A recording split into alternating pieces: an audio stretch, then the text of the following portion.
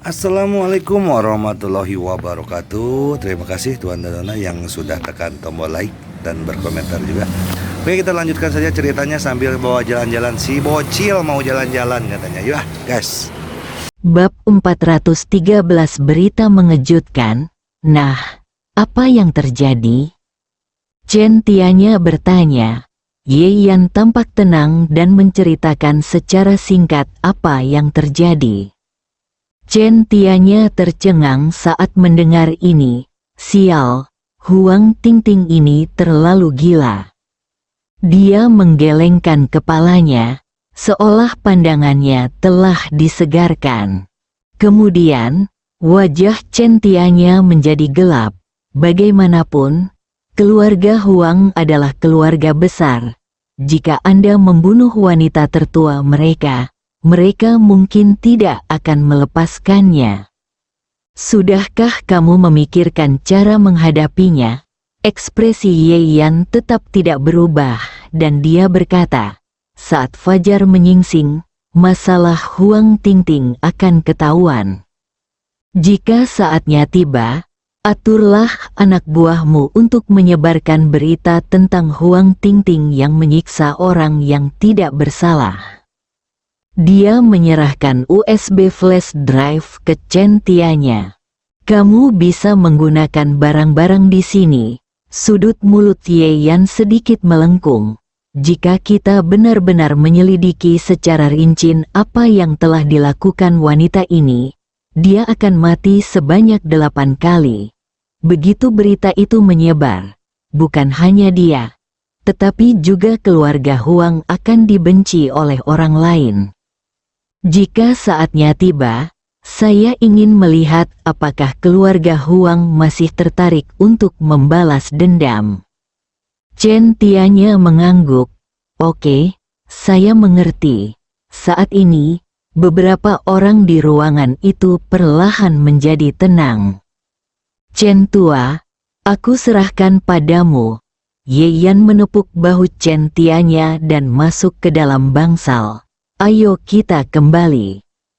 Qin Fanglan mengangkat kepalanya dan meliriknya, tapi untuk pertama kalinya dia tidak mengatakan apa-apa. Lagi pula, Xie Jing baru saja memberitahunya bahwa Ye Yan membayar sekelompok pengawal kelas dunia untuk menyelamatkannya. Dia tidak bisa tidak mempercayai apa yang dikatakan putrinya. Oleh karena itu, Ye Yan tidak perlu menyalahkan apapun kali ini, tetapi sangat sulit membuat Qin Fanglan mengucapkan kata-kata manis kepada Ye Yan. Saat mereka berempat kembali ke Villa Dao Junshan, waktu sudah menunjukkan pukul 4 pagi. Qin Fanglan sangat mengantuk sehingga dia kembali tidur ketika sampai di rumah. Xie Jing dan Ye Yan juga kembali ke kamar. Setelah mandi, Xie Jing duduk di samping tempat tidur, merasa pengalamannya hari ini seperti mimpi. Baiklah, jangan terlalu banyak berpikir, istirahatlah lebih awal. Xie Jing meliriknya dan tiba-tiba berkata dengan tenang. Saat pemimpin pengawal itu berbicara denganmu hari ini, dia menyebutkan kalimat "Nona muda, apakah kamu tidak akan menjelaskannya kepadaku?" Ye Yan tertegun sejenak, lalu terkejut. Dia bahkan tidak peduli. Tetapi dalam situasi itu, Xie Jing masih peduli tentang ini. Namun, Ye Yan berpikir sejenak dan berkata, dia sedang membicarakan wanita tertua di konsorsium Zhang. Kali ini giliran Xie Jing yang tertegun, lalu kaget. Grup Zhang, apakah dia yang membantu kita di pelelangan? Ye Yan mengangguk. Dia merasa keberadaan Zhang Chuxue tidak boleh disembunyikan dari Xie Jing. Bagaimanapun, kedua orang ini adalah istri dan saudara perempuannya, dan cepat atau lambat mereka akan bertemu. Ya. Situasinya sangat mendesak saat itu. Hanya pengawal Nona Zhang di kota Dongling yang bisa bergegas menyelamatkan kita dalam waktu sesingkat itu. Xie Jing terdiam beberapa saat, sepertinya mencerna berita itu. Tiba-tiba, dia mencibir. Pertama Nona Lin, dan sekarang ada Nona Zhang. Anda sangat ditakdirkan untuk Nona Zhang, kata Xie Jing dingin. Ye Yan tidak berdaya untuk sementara waktu. Nona, dia baru saja lolos dari bahaya. Mengapa dia mulai mengkhawatirkan masalah ini? Dia tersenyum pahit dan menjelaskan, Anda salah paham. Saya tidak ada hubungannya dengan Lin Xiaoyu, dan saya tidak ada hubungannya dengan Zhang Chuxue. Saya kenal saudara laki-laki Nona Zhang, dan kami memiliki hubungan yang cukup baik dengannya. Itu sama baiknya dengan seseorang. Xie Jing mengerutkan bibirnya, jelas tidak mempercayainya. Nona Zhang tidak dalam kondisi kesehatan yang baik. Saya menggunakan keterampilan medis yang saya pelajari untuk merawatnya hingga kembali sehat. Keterampilan yang saya berikan kepada dua tokoh besar Sun Yuansun dan Tang Baoguo. Jadi kami memiliki hubungan yang baik. Ye Yan hanya bisa menjelaskan satu hal lagi. Apa? Xie Jing tidak bisa duduk diam. Dengan keterampilan medismu yang sedikit dan resep yang tidak diketahui asal-usulnya, beraninya kamu memberikannya kepada orang lain, atau memberikannya kepada orang seperti wanita tertua di konsorsium Zhang? Xie Jing tidak dapat membayangkan apa yang akan menunggu Ye Yan dan apa yang akan menunggu Xie jika sesuatu yang tidak terduga terjadi pada Nona Zhang saat meminum obat. Dia tidak tahu harus berkata apa. Ye Yan segera mengulurkan tangan dan menekan jari Xie Jing. Jangan khawatir. Aku tahu apa yang terjadi dan semuanya akan baik-baik saja. Selain itu, keluarga Zhang juga memiliki dokter keluarga sendiri. Orang-orang akan langsung tahu seperti apa resep saya. Xie Jing juga mengerti bahwa setelah sekian lama, jika sesuatu terjadi, itu tidak akan terjadi sampai sekarang. Tapi dia hanya marah. Kenapa Ye Yan tidak mendengarkan bujukannya berulang kali? Dia menamparkan tangan Ye Yan dengan punggung tangannya dan hendak memarahinya, tapi dia melihat sedikit rasa sakit di wajahnya. Xie Jing kemudian teringat bahwa tangan Ye Yan terluka. Matanya bergerak ke bawah dan mendarat di pergelangan tangannya. Meskipun Ye Yan telah menggunakan udara dalam untuk memulihkan diri, masih ada beberapa memar yang belum hilang sepenuhnya. Kamu? Xie Jing membuka mulutnya.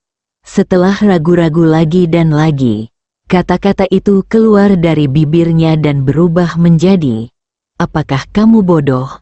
Kamu sudah tahu bahwa seseorang akan datang untuk menyelamatkanmu. Mengapa kamu melukai dirimu sendiri seperti ini hanya untuk melepaskan diri dari borgol?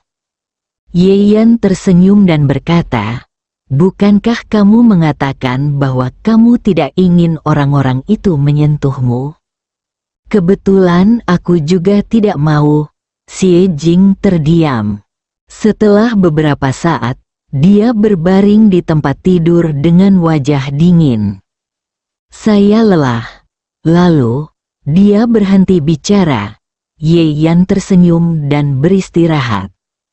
Keesokan harinya, sebuah berita eksplosif menyebar ke seluruh Dongling.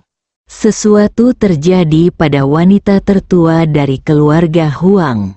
Suatu pagi, Bibi yang pergi membersihkan rumah menemukan bahwa dia, selusin pengawalnya, dan seorang pemuda semuanya tewas di villa mereka. Untuk sesaat, semua orang terkejut. Keluarga Huang pasti akan menjadi gila kali ini. dan saya khawatir mereka akan menggunakan seluruh kekuatan keluarga untuk menemukan pembunuhnya. Beberapa orang telah menilai hal ini. Keluarga Huang memang sangat marah. 3 pernyataan dikeluarkan hari itu, mengatakan betapa hebatnya Huang Tingting dan kematiannya merupakan kerugian bagi keluarga Huang. Dia juga mengatakan bahwa keluarga Huang tidak akan pernah mentolerir penghinaan seperti itu dan harus menghukum pembunuhnya dengan berat. Akhirnya, hadiah besar diberikan untuk petunjuk. Villa Xie, Nyonya Xie dan Xie Kaidong menatap berita di layar ponsel mereka. Mata Xie Kaidong kusam dan wajahnya pucat. "Nenek, apakah ini palsu? Itu Nona Huang. Bagaimana dia bisa? Bagaimana dia bisa?" Nyonya Xie sepertinya telah berubah menjadi patung, menatap layar, tidak bergerak. Setelah beberapa saat, dia perlahan berbicara, "Idiot, bagaimana ini bisa salah?" Suara Nyonya Xie sangat serak, seolah-olah bercampur dengan segenggam pasir. "Lalu apa yang harus kita lakukan sekarang?" Setelah Xie Kaidong selesai berbicara, ekspresinya tiba-tiba berubah. "Nenek, bukankah nenek bilang Nona Huang akan berurusan dengan Ye Yan dan yang lainnya?" Bab 414 Reaksi dari semua pihak. Xie Kaidong memikirkan kemungkinan yang sangat menakutkan. "Nenek, mungkinkah Nona Huang dibunuh oleh Ye Yan dan yang lainnya? Kalau begitu, bukankah berbahaya jika dia menyinggung Ye Yan dan Xie Jing dengan sangat buruk?" Namun Nyonya Xie memandangnya seolah-olah dia adalah seorang idiot. Bagaimana mungkin Xie Jing adalah seorang perempuan, dan Ye Yan adalah menantu laki-laki pengecut yang sepanjang hidupnya menjadi pengecut, membunuh orang, hanya saja mereka. Nona Huang memiliki begitu banyak pengawal di sekelilingnya dan uang untuk menyewa pembunuh yang putus asa. Tidak mungkin dia dibunuh oleh mereka berdua. Wajahnya berubah sedikit serius. "Saya memperkirakan masalah ini mungkin melibatkan perebutan kekuasaan antara keluarga kaya." Xie Kaidong merasa sedikit lega setelah mendengarkan kata-kata neneknya. Tapi, Nyonya Xie mengubah topik. "Meskipun tidak mungkin, bukan berarti kita tidak bisa memanfaatkan masalah ini." "Nenek, apa maksudmu?" Xie Kaidong bertanya. Nyonya Xie menunjukkan senyum penuh perhitungan. "Sekarang keluarga Huang sangat marah. Kita bisa memberitahu keluarga Huang tentang konflik antara Nona Huang dan Ye Yan dan Xie Jing. Keluarga Huang sangat marah saat ini. Apapun faktanya, mereka pasti tidak keberatan memiliki tujuan seperti itu untuk melampiaskan amarah mereka dan menakut-nakuti monyet." Xie Kaidong sangat gembira. "Ide bagus, Nenek. Kamu sangat banyak akal," dia berkata dengan penuh kekaguman dan pujian. Nyonya Xie menunjukkan ekspresi kepuasan di wajahnya, namun berkata dengan nada tenang, "Ini hanya sedikit perhitungan. Semakin Anda memahaminya, semakin banyak Anda dapat melakukannya di masa depan." Setelah mengatakan itu, dia mengangkat telepon dan memutar nomor. Setelah beberapa saat, Xie menutup telepon sambil tersenyum meminta maaf. Selesai, keluarga Huang telah melenyapkan orang-orang dan akan tiba lusa. Xie Kaidong mengangguk penuh harap dan berkata sambil mencibir di wajahnya, "Ye Yan dan Xie Jing mungkin sedang merayakannya dengan megah sekarang, tapi mereka mungkin tidak tahu bahwa bencana akan segera datang." Aku sangat ingin melihat seperti apa ekspresi wajah kedua pelacur ini ketika saatnya tiba. Tang Lin, di kamar presidensial sebuah hotel kelas atas. Ye Yunfan memegang gelas anggur dan mengusap layar dengan santai sambil mencibir di wajahnya. Wanita bodoh bernama Huang ini benar-benar tidak berguna. Kupikir dia bisa memberiku kejutan dengan penampilannya yang percaya diri saat itu. Tapi sekarang sepertinya ekspektasiku sia-sia. Dia menghabiskan segelas anggur dalam satu tegukan.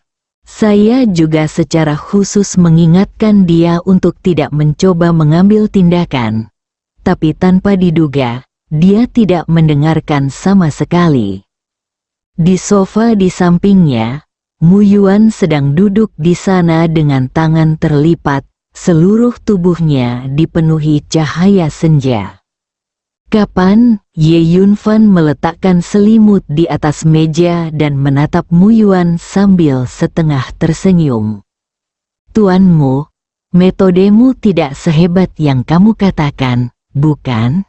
Kilatan rasa malu dan kemarahan melintas di wajah lama Mu Yuan. Aku tadi mengatakan bahwa Ye Yan sangat mengekangku karena suatu alasan. Untuk membunuhnya, aku harus memiliki seseorang yang memiliki kemampuan yang kuat untuk bekerja sama. Mata Ye Yunfan berbinar. Meskipun lelaki tua ini licik, dia masih punya beberapa trik. Jadi dia akan mentolerirnya untuk saat ini. Ngomong-ngomong, kamu tidak membeberkan identitasmu pada Ye Yan, kan? Tanya Ye Yunfan. Tentu saja, aku sangat berhati-hati, kata Mu Yuan. Ye Yunfan meliriknya. Kuharap begitu. Dia berdiri. Tuan Ye, Mu Yuan tercengang. Kita harus pergi. Orang-orang yang dikirim oleh orang tua itu akan segera datang. Waktu yang tersisa tidak cukup untuk mengambil tindakan terhadap bajingan itu. Kata Ye Yunfan, senyuman dingin muncul di wajahnya. Biarkan Hai Cheng yang mengerjakan sisanya. Di ibu kota, di halaman yang dalam dan elegan, seorang pria tampan dan jahat memegang selembar kertas di tangannya. HMPH, tidak banyak gunanya. Dia mengucapkan sepatah kata dengan ringan dan melemparkan surat itu ke dalam tungku tanah liat merah kecil di dekatnya. Pria itu tidak lain adalah Liu Yunxiu. Tuan Liu, apa yang membuatmu begitu tidak bahagia? Tanya seorang wanita yang mengenakan congsam di sebelahnya. Bidak catur melakukan hal-hal yang tidak perlu, dan akhirnya mati sia-sia. Perintah yang dia berikan kepada Huang Tingting adalah untuk menguji apakah Xie Jing memiliki kontak dengan grup Zhang. Namun wanita ini meninggal secara misterius. Siapa yang sebodoh itu? Kata wanita congsam itu sambil tersenyum. Wajah Liu Yunxiu kembali menjadi acuh tak acuh. Bukan apa-apa. Itu hanya tindakan biasa saja. Saat ini, ulang tahun bersama lelaki tua itu dan persaingan dengan keluarga Ji adalah yang paling penting. Adapun konsorsium Zhang, ini bukan masalah 1 atau 2 hari. Jadi tidak perlu terburu-buru. Saya tidak tahu bagaimana perasaan Huang Tingting, yang berada di bawah Ji Ukuan, jika dia mendengar bahwa di dalam hati Liu Yunxiu, dia hanyalah seorang Xianqi yang namanya tidak perlu disebutkan. Villa Junshan, Xie Jing sangat lelah hingga dia bangun sudah sore. Qin Fanglan, yang telah lama menunggu dengan tidak sabar, bergegas masuk ke kamar. Baru saja, Ye Yan tidak mengizinkannya masuk dan mengganggu istirahat Xie Jing. Xiao Jing, ya Tuhan, sesuatu yang besar telah terjadi. Qin Fanglan mengangkat ponselnya. Huang Tingting itu sudah mati. Xie Jing baru saja bangun dan masih sedikit bingung ketika mendengar berita itu. Dia tiba-tiba terbangun. Dia mengambil telepon dan melihatnya. Tapi dia dengan cepat menjadi tenang. Tapi ada sedikit kerumitan di matanya. Saya mengerti, kata Xie Jing dan pergi mandi. Qin Fanglan tercengang. Apakah kamu tidak terkejut? Setelah wanita ini meninggal, tidak ada yang akan mengganggu kita lagi. Sungguh kematian yang bagus. Xie Jing berhenti sejenak. Dia tahu bahwa insiden Huang Tingting pasti ada hubungannya dengan Ye Yan. Tapi dia tidak ingin mengatakan banyak hal kepada Qin Fanglan, dan hanya berkata dengan ringan, tidak sesederhana itu. Keluarga Huang pasti akan menyelidikinya. Tapi saya tidak tahu masalah apa yang akan terjadi saat itu. Setelah Xie Jing selesai berbicara, dia menghela nafas. Saat itu, Ye Yan berjalan masuk. Apakah kamu sudah bangun? Apakah kamu lapar? Aku akan menyiapkan sesuatu untuk dimakan untukmu. Setelah mengatakan itu, dia hanya ingin turun ke bawah. Tunggu sebentar. Xie Jing memanggilnya. Lalu, dia berkata kepada Qin Fanglan, Bu, silakan keluar sebentar. Ada yang ingin saya katakan dengan Ye Yan. Qin Fanglan menunjukkan ekspresi yang sangat tidak senang. Tetapi sikap Xie Jing sangat tegas. Jadi dia tidak punya pilihan selain pergi dengan sedih. Setelah pintu ditutup, Xie Jing menatap Ye Yan dan bertanya, apakah kamu yang melakukannya? Dia menunjuk pesan di teleponnya. Ye Yan meliriknya dan berkata dengan tenang, iya. Xie Jing terdiam. Setelah beberapa saat, dia berkata, Ye Yan, aku akan membelikanmu tiket pesawat. Kamu bisa pergi ke luar negeri dan bersembunyi sebentar. Kamu bisa kembali ketika badai sudah berlalu. Pokoknya, kamu punya banyak uang, jadi kamu bisa hidup dengan baik kemanapun kamu pergi. Karena itu, Xie Jing mengangkat teleponnya dan hendak memesankan tiket untuknya. Ye Yan tidak tahu apakah harus tertawa atau menangis, jadi dia menghentikannya. Apa yang sedang kamu lakukan? Bersambung.